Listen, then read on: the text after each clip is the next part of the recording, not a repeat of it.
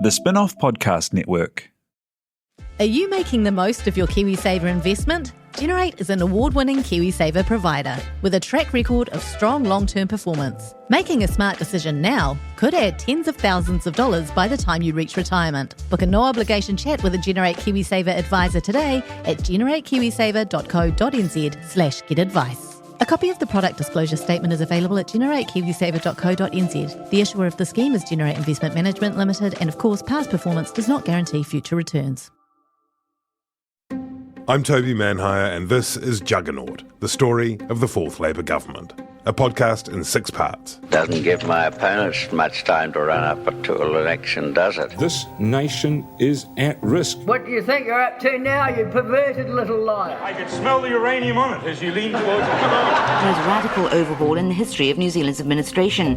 Juggernaut, the story of the Fourth Labour government. Made with the support of New Zealand On Air. Listen now on The Spin-off or wherever you get your podcasts.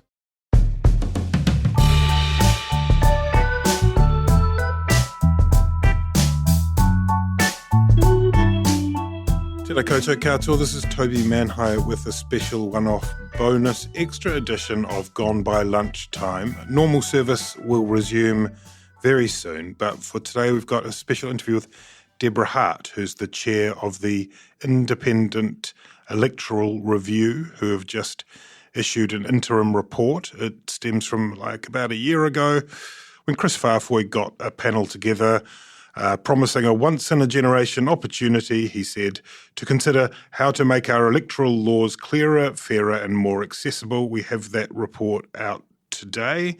It's got a swathe of recommendations in it, everything from reducing the voting age to 16, dropping the threshold to 3.5%, getting rid of the coattail exception, asking for a referendum on the parliamentary term, quite a sizable shrinking of the criteria for donation in terms of a cap and in terms of who can donate, and a rewrite of the Electoral Act. So there's a lot in there, and it's provoked a whole range of responses, including some cynicism from that will never happen, all the way through to this is a terrible woke conspiracy. So I put all of that to Deborah Hart and asked her about both the report's substantial recommendations and the response so far. Welcome, Deborah. The interim report is out. There you have it in front of you. Yes, I do. 338 pages. Wow. Yes, it's a bit of a monster, but we've also published another document that sits beside it that's a key themes document if you don't feel like reading the whole thing. That's the gateway drug. The gateway drug, that's right. the full doorstopper. That's exactly right. Tell us about where it stems from. What was the starting point for this? Report? The government decided that really we needed to have a look at all our electoral system, and it appointed an independent panel of May last year.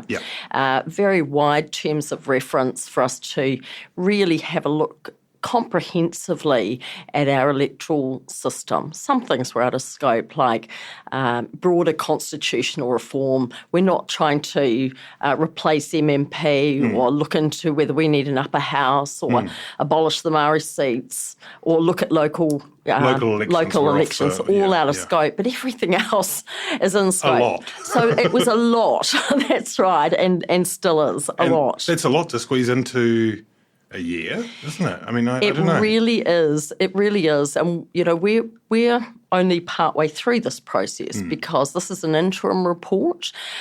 We've engaged very, very widely, and this is where our thinking is now. We're looking to New Zealanders now to tell us, have we got it right? Are there any unforeseen consequences of what we're suggesting? Just to sort of test it. And then we're going to go and finalise our report and deliver it to the government after the election by the end of November. Yeah. What about you personally? Were you when you got the call to chair this panel into the electoral system, did your eyes light up? Is it something that you're... I literally danced a wee jig. That's the Really? honest truth. Okay. And I wished my parents, who used to allow us to stay up late every election night, as we watched a new government come into being. I wished they could have seen that moment, because look, I've always been interested in our electoral system. I've always been interested in Parliament and government and what drives it all. So, it is an enormous privilege for me to be chairing this review and working with just a fine group of people, both on the panel and the secretariat that sits behind it. A lot of very smart people, a lot of quite sort of nerdy and headstrong people, probably. I wouldn't call them that. We'll sort of walk through some of the main recommendations Sure. in a moment. But what were the ones that people got?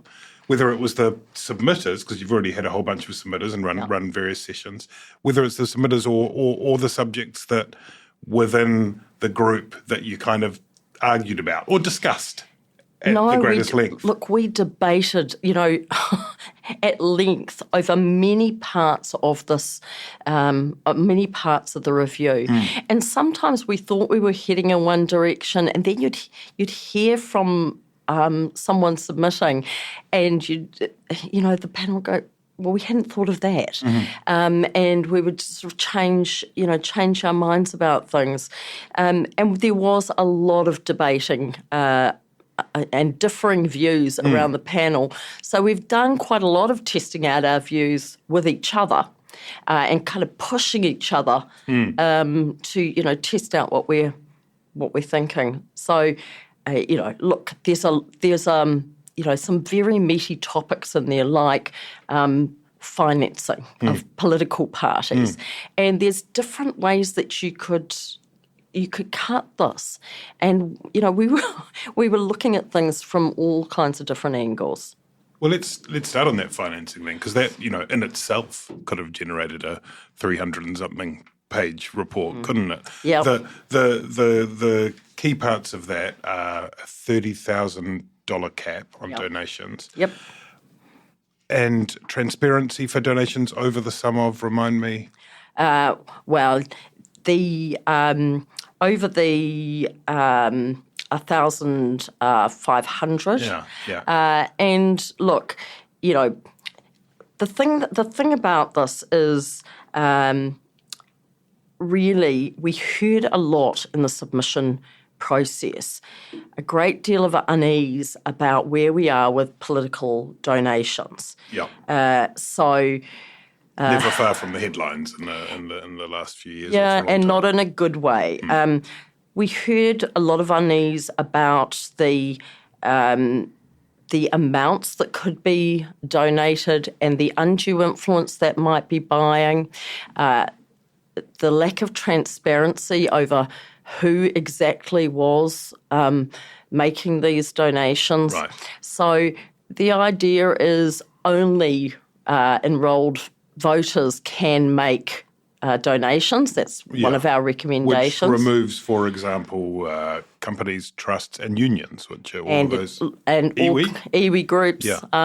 So, just across the board, we're interested, are there any unforeseen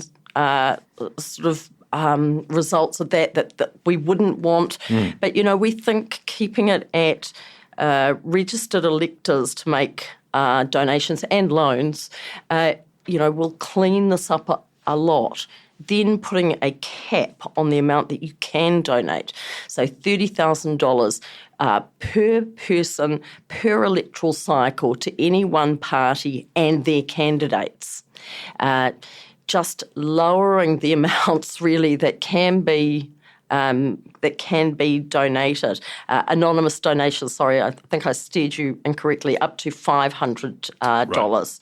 Right. So, there's a package there and increased transparency as we get closer to an election as well, so increased reporting. If you applied that retrospectively across the last few elections, you'd wipe out a huge part of the quantum donation, I would have thought, with the main parties certainly. Did you model that? Did you look at what that would amount to? We looked at, how it could change, but of course this does sit also with what we're doing with with state funding. So, of course, political parties already get state funding through the broadcasting allocation. And we're recommending that broadcasting allocation be abolished and repurposed. So it'd be more of a general war chest for a campaign? That's an interesting way of putting it, but and in a way, yes. We're suggesting per vote funding on a sliding scale. Also tax credits for people who donate up to $1,000, thereby incentivising people to donate.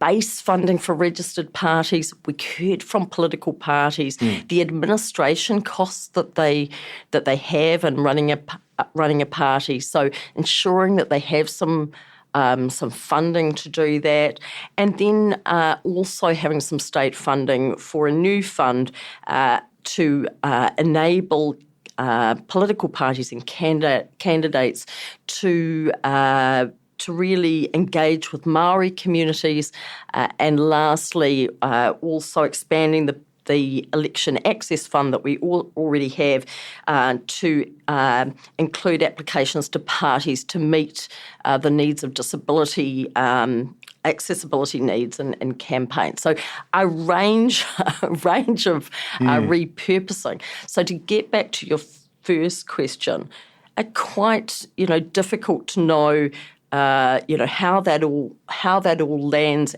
as per the last election, because of course we didn't have the whole package in place. But we think what it's going to do is promote smaller but more donations, hopefully.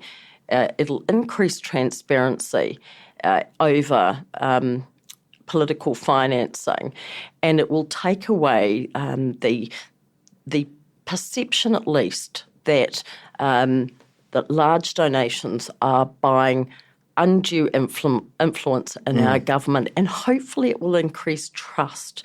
And we also noted the research around the dwindling trust in the political system and the electoral system because of these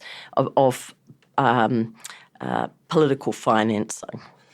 And in making that recommendation, did you have a sort of North Star? I mean, you mentioned trust and fairness was another one. What was the sort of guiding light? Yeah. So we had a number of guiding principles throughout this whole review, and fairness was one of them. Ensuring that we could get a representative parliament and an effective government and an effective parliament. And of course, when you're looking at political financing, ensuring that parties, which are really important under MMP, can get the money to be out there, and letting electors know what it is they stand for is really important. That our rules are open and we have a transparent system, that we uphold Te Tiriti o Waitangi, the Treaty of Waitangi, and that our system is enduring, so that we have this idea that we're future-proofing. So a number of different things here in relation to the political donation regime that we're suggesting. There is a balance there, because of course making a donation is an expression of what it is that you feel and what you want, and you want to only limit that as far as necessary. So there's a balancing there to be done, and we hope that we have achieved the right balance. But if there's another way to cut this, if there's a better way of doing it, we do want to hear from people if they think there's a more effective way. Another one that is controversial, they're all controversial in their own ways, and that's a good thing, but one that is going to meet a lot of resistance has already is the voting age. Yes. We've had the Make It 16 group running a campaign for some time. They had a Supreme Court ruling in their favour, so there's a little bit of kind of recent history there, and I think probably the dial's moved in some way in terms of the general mood in the public. Was that a straightforward recommendation as far as the panel was concerned? Yeah, look, so one of the things that one of those principles is to ensure accessibility of our electoral system, that as many people as possible can take part in it. Mm-hmm. We were very mindful that the Bill of Rights Act provides that voting is a fundamental right, as we know it is, and that you can only limit it to the extent that is necessary in a free and democratic country. We know that the Human Rights Act says that you shouldn't discriminate from 16 and above. So those are the national settings. We know that internationally there seems to be this move with countries that we like to compare ourselves with favourably to lower the voting age. So a number of countries have done it or are looking at it, Germany, Canada, Scotland, Wales, and some of the research that's come out is, it seems that the lower age seems to embed really good voting habits, lifelong voting habits, when younger people are at many of them are still at home or still at school. All of that feeding into where we got to. So was it the most contentious thing that we had to deal with? Perhaps not. We heard a lot from submitters, both for and against, and we were trying to look out for, is there anything that could justify us keeping the age at 18? And on balance, we just think it is a fairer thing to do to lower the voting age and extend the franchise in this way. Also, pretty mindful of some of the things that we already as a society say that 16-year-olds can do. Is the voting age is something that's, I think, entrenched in the Electoral Act, so it would require a 75% supermajority in the House, or a referendum. Do you think that should go to a referendum, that change in the voting age? No, we don't. And why is that different? Because on the 4-year term, which is another thing, your recommendation is that should go to a plebiscite. What's the difference between those two? Well, a 4-year term, if parliamentarians were to just pass a law all agreeing, it would be like, me deciding unilaterally that I'm going to work for someone for an extra year when I only had a 3-year contract. It's they've got a vested interest there. It really does need to go to a referendum. And, on the 4-year term, we heard enough and submitters were pretty evenly split, and there were great arguments on both sides of the argument. We heard enough that it needs to go to referendum. I mean, arguably, in one sense, it might be likelier to get through on a referendum than it would on a 75% vote. Well, 16, look, we think it's a very simple thing here, particularly keeping in mind what the Supreme Court has told parliamentarians about the age of voting, and keeping in mind that each time we've extended the franchise, it has been done by Parliament. Let's talk about the threshold. That's a good, chewy one for people who are into this particular subject. Yep. You have landed, there have been various recommendations in the past which have been politely ignored or shelved to reduce it to 4%. The Royal Commission that originally that sparked all of the MMP system, introduction of the MMP system, I think said 4%. Yep. You guys have landed on 3.5%, which sounds to me like halfway between some of the panel saying 3% and some of the panel saying 4%. Yep. You can tell that my maths is quite advanced there. What are the arguments around there? What are the arguments? I suppose the most compelling argument in favour of reducing it is purely a representation one, isn't it? Right. That there are how many people are there whose votes don't contribute to the composition of the House? Well, last election, about 250,000. Right. It's a lot. Yeah. That's a lot. So, yes, you're right. The Royal Commission in 86 said 4%. It finally went, when we were enacting MMP, it went off to select committee, and lo and behold, it came out at 5. Yeah. So we've had several reports that said, look, it could be lowered. And that the balancing that we're having here is about representative government and effective government and an effective parliament. What are those settings? And yes, we had very robust conversations around the panel about what the percentage should be. And there were differing views around the panel. And so we landed on 3.5%. Some of us may have been happier with 4. Some were happier with 3. Who am I kidding here? 3.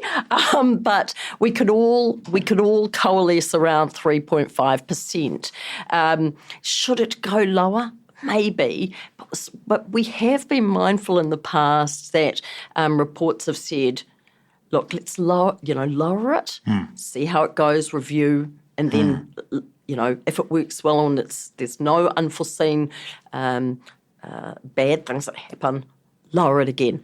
So we think 3.5% is about right, but again, people can tell us. Yeah. And it's an interesting question, isn't it? Because it's very easy to say that the threshold was set at a level, ergo X party got in and Y party didn't. But of course, the threshold itself has a force insofar as there's some parties that feel that they become disenfranchised, might be overstating it, but lose any oxygen. Yeah. As soon as a poll comes up showing a party on 1.9%, it's sort of game over. That's right. And people go, well, I don't want to waste my vote, so I might as well vote for this other party.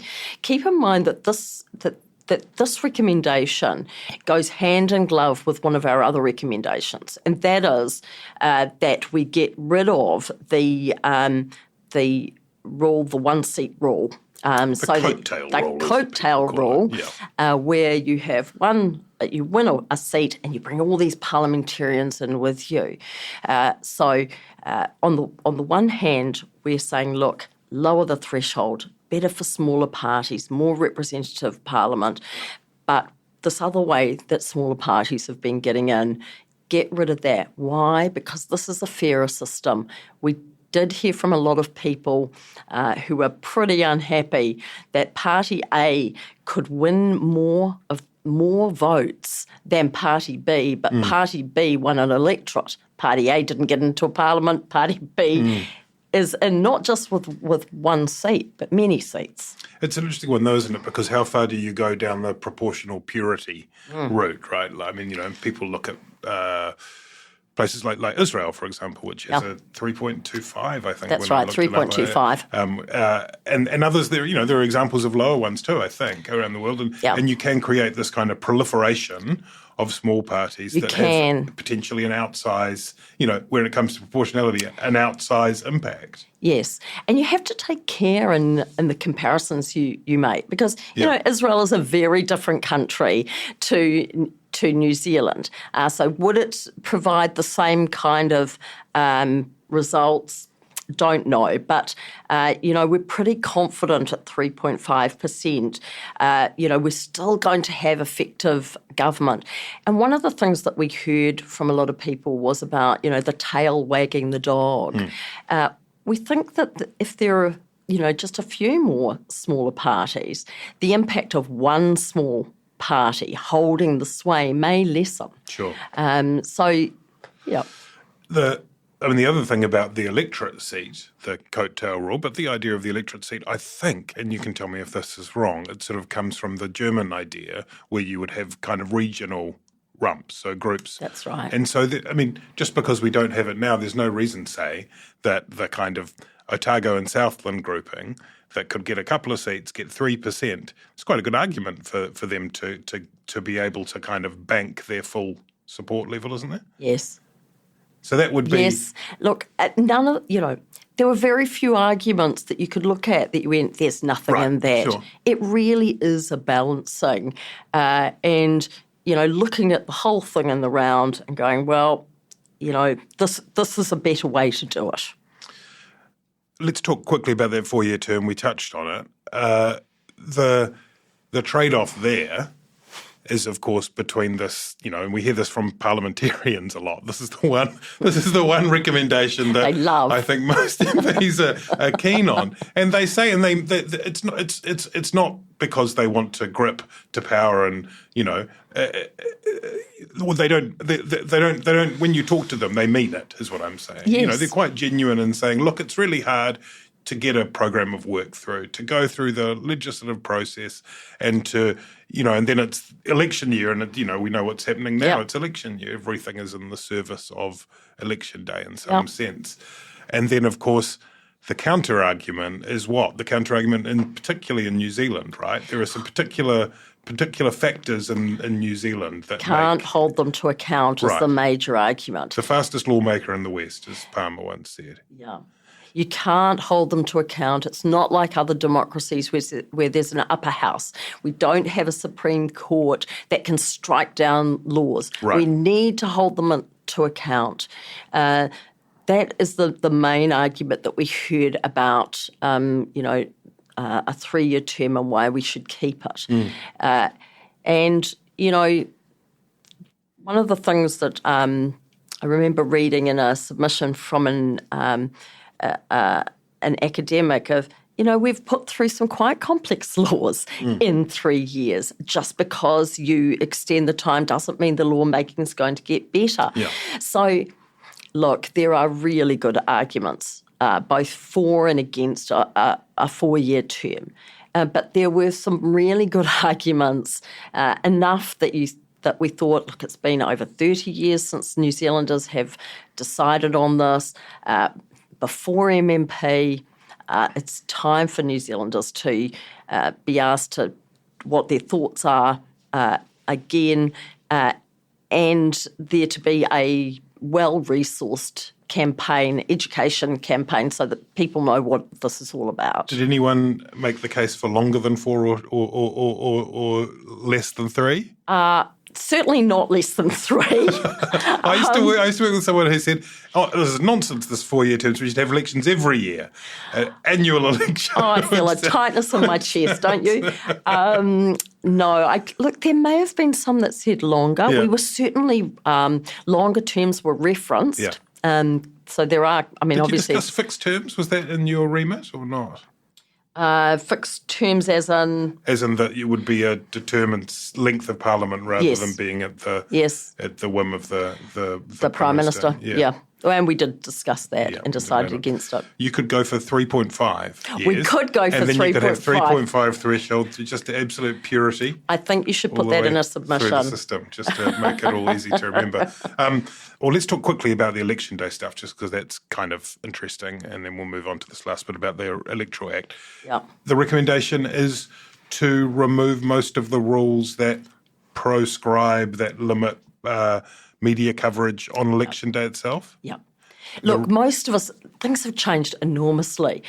It wasn't like when I started voting. We all would rock up on polling day. The big day. The big day out. And we all were, unless there was something really special going on and you had to get a special vote.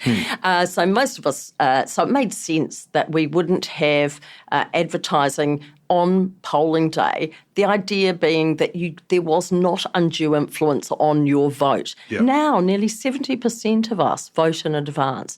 What is the use of saying you cannot have advertising on polling day? Now, you could extend the blackout for the whole of the advance voting period, which, but that would be quite a crushing effect on free speech, don't you think? So we're just saying, look, its time has come. there shouldn't be advertising within 10 metres of a polling booth, but that should be the I extent. quite like the ritual of the sort of night before at 11:30, everyone goes down and removes their hoardings. There are some nice ritual elements that we might sacrifice. We did discuss that too, because you can imagine a scenario where political parties aren't incentivised to take down their hoardings. Yeah. So we have made a recommendation that they've got till the Monday after election day, after which the Electoral Commission can take them down and send the party the bill. So that we're not having to put up with hoardings long after the election has been determined. The last bit I wanted to talk about was the Electoral Act to get an overhaul, and also to make it clearer and more accessible, but also to incorporate the treaty. What does that mean in practice? What does that mean in real terms? Well, let me talk about the first thing first. Sure. The Electoral Act, it's 1993 Act. It hasn't had an overhaul in a long time. The 1986 Royal Commission said it needed a rewrite. It didn't get one. It's really it needs to be a lot clearer. It is clunky and cumbersome. Some of the language in it is completely outdated. And so we're suggesting that it does need to have a complete overhaul. In relation to Te Tiriti o Waitangi, the Treaty of Waitangi, we have an obligation to uphold Te Tiriti. We heard that the way elections have been run in the past has some ongoing legacy issues for Māori, that Māori have not always been treated fairly in our electoral system, haven't always had equal rights right back in the first Constitution Act, when Māori men were given the vote, but the property test meant that they couldn't vote. Right up to this year, when Māori couldn't change from one electoral roll to another, except every 5 or 6 years. Now they can do it except within the three months before an election. So lots of legacy issues there. What does that mean? It means that, there is a lower degree of trust and buy-in to our electoral system for many Māori, and that evidences itself in a lower Māori turnout.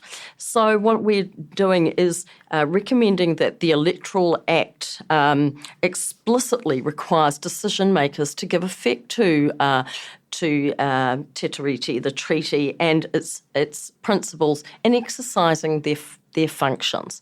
That will give the Electoral Commission the mandate to do the work that it started doing in trying to ensure that Māori that they reach Māori voters. Okay.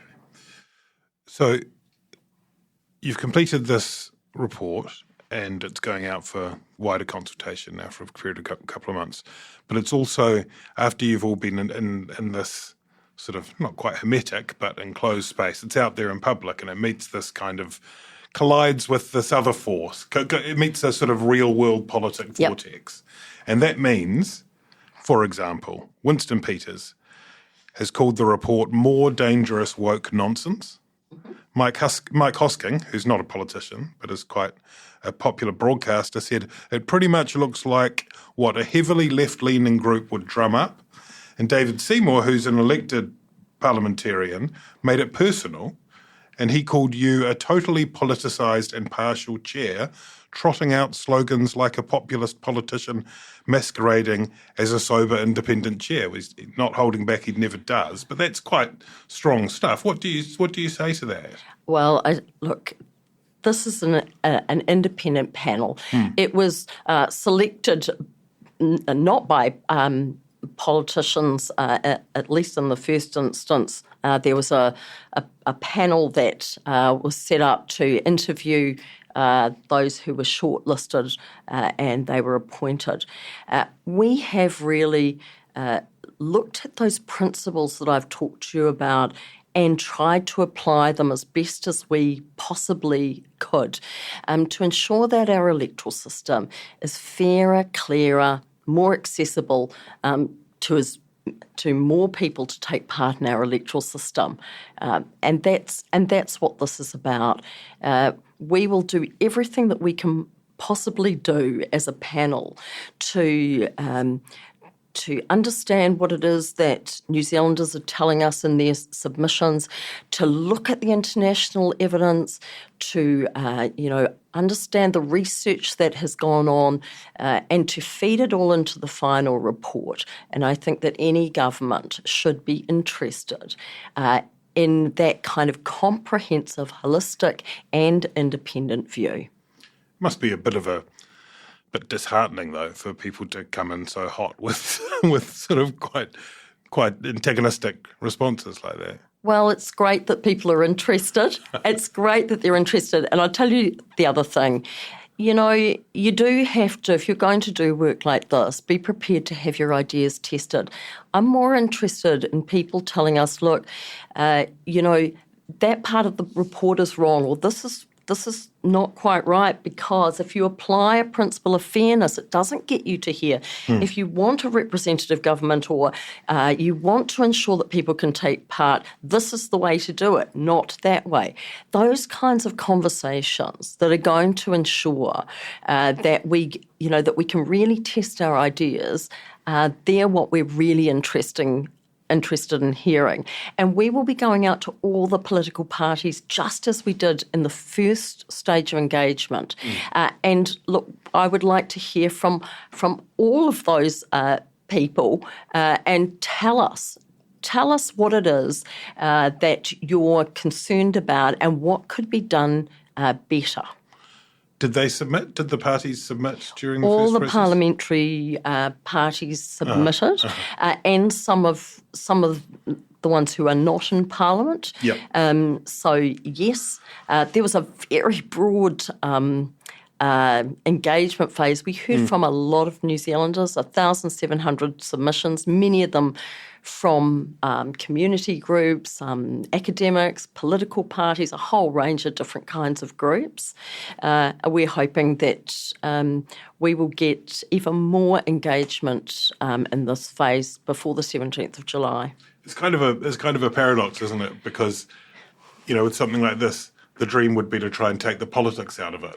But it is by definition political. It's inherently political, but the panel has done everything it could not to be. Yeah. I can assure you, we don't sit there in our meetings talking about the politics. What if we do this? We talk about those principles, and we, at the front of every meeting, we talk about the principles. We talk about, we're talking about the voting system. Which principles are we talking about? And we apply them. We're talking about, the design of electoral law. What principles do we need to apply here? That's what we talk about, so that we're trying to be incredibly principled about this, and not be involved in the politics. That's for others. And it's, in terms of the timing of it, was that deliberate on anyone's part? Because it's kind of interesting the way it sits in relation to the election, because you don't want it, on one level, or maybe I'll put it to you this way, on one level you don't want it to get caught up in the argy-bargy of elections. On another, maybe it's good for some of these things to be debated during an election campaign. What do you think? How do you see it? The overall timing was not of our choosing. Yeah. Having said that, we want to stay out of the electoral... Stay out of the lead up to the election. Right. So, well, hang on though. What about, for example, there's a minor parties leader debate. Wouldn't it be good for that to be a question to be asked about what the threshold should be, or the term, or whatever? They can talk about it if they would like to. You're the panel staying out of it. We want to stay out. Okay, we do want to stay out of it. That's not the election. This election is not our business. not our business at all. Get together and form a party now that you've got to know each other so well. I don't think so. Right. The way that we've structured what we've been doing has been mindful of the election that's coming up. So we're trying to finish our engagement as soon as we can, whilst leaving enough time that New Zealanders can tell us what they think and engage, because the reports, it's not a small document. If they want to be able to, there's time to read it and to digest it and then tell us what they think. Once that stage is completed on the 17th of July, then, we can, quietly burrow away and work out what it is that they've told us and what we want to do. And then that comes back on November, doesn't it? End of November. Kind of in a way, maybe that gives a little bit of, air cover or open pastures for things to be done without them feeling like they're lost in partisan politics. That's right. So, quickly tell people if they want to submit. Have Please. a look at this. It's what do you have the URL in front of you? I'm sure I do. people could just Google. You've memorised it. It's right here in my brain. www.electoralreview.govt.nz. You can find there the full report, a smaller document that's just the key themes, and there's also a survey there that's really easy to fill out. Or you can do your whole free-form submission if you want to do that as well. We will read it all. Fantastic. Thank you, Deborah Hart, for coming in. That's Good luck pleasure. with it. Thank you.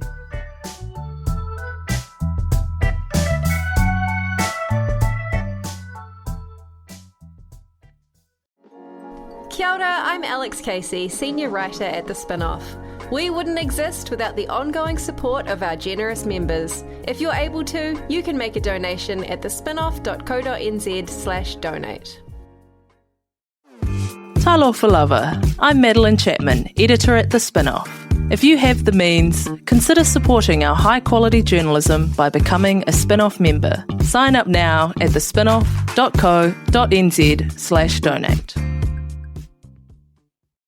The Spin-Off Podcast Network.